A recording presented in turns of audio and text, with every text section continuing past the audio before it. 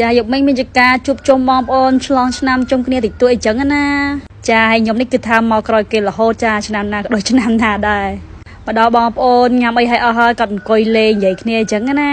ញ៉ាំឲ្យរួចហើយខ្ញុំក៏ដើរ review ម្ហូបឲ្យមើលតិចចាមានស្រាបៀនជាក់ចាទឹកក្រួយហ្នឹងហើយអ៊ំខ្ញុំបកកែរៀបចំណាចាក៏ដោយក៏ជ្រួចទុកឲ្យហើយចាទុកដល់ពេលឆ្លងឆ្នាំគឺថាបាញ់ហ្មងហើយក្មួយៗរបស់ខ្ញុំនេះក៏តន់កេងទេចានៅចាំឆ្លងឆ្នាំឥឡូវមកមើលអ៊ំក៏តែងអូយស្អាតបកកចាពូកែអ៊ំខ្ញុំសរសើរបងចាឥឡូវយើងមកមើលម្ហូបចាអូយមានបកីអាំងសាច់ខកខប់ចន្ទីនំបញ្ចុកជាមួយនឹងភ្លាសាច់គោ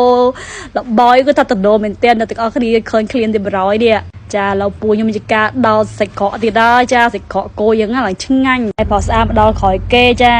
ឥឡូវពួកខ្ញុំកណ្ដំនេះញ៉ាំទឹកក្រូចឈៀលហើយឆ្ងល់អ៊ំគាត់ឲ្យកញ្ជួចម្នាក់ម្ដងធ្វើអីចាមានជាការ surprise អ៊ំស្រីរបស់ខ្ញុំហ៎ចាកូនមកគាត់ surprise ខួបកំណើតឲ្យអ៊ំស្រីចាអូម្នាក់កវីកញ្ជួចសុបាយណាចាឥឡូវគឺថា surprise បានសម្រេចហើយចាអ៊ំខ្ញុំចាអ្នកមានជាការសប្បាយខ្លាំងចា surprise នំអ៊ំហ៎ចាជូនពរអ៊ំសុខភាពល្អអាយុយឺនយូររស់ស៊ីមានបានចាហើយកាន់តែក្មេងទៅចាហើយបើមួយនេះណត់សុកទេឃើញយើងយកយ៉ាមកលេងគេដែរចាបន្តមកម្នាក់មានចការចូលវងហើយចាដោយសាររំចាំឆ្លងឆ្នាំមកក្បាច់អីក៏មានដែរចាអេកស៊ុំតាមភូមិចាមានអីសបាយម្យ៉ាងដែរតាអេកស៊ុំខ្ញុំងឹតអូចាក់ក្បាច់អីក៏មានដែរសុំសរសើរក្មួយខ្ញុំឲ្យប្អូនខ្ញុំមកចាក្បាច់អត់ចាញ់គ្នាទេមួយអេកស៊ុំតាមភូមិមានអត់អីបាច់អីក៏មានដែរចាខ្ញុំមើលខ្ញុំសើចចឹងហឹងពោះណោគ្នាក៏បាច់អីក៏មានដែរចា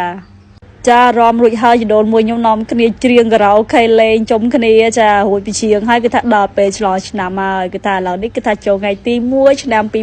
2026ចា Happy New Year បងប្អូនទាំងអស់គ្នាសូមឲ្យរស់ស៊ីមានបានចា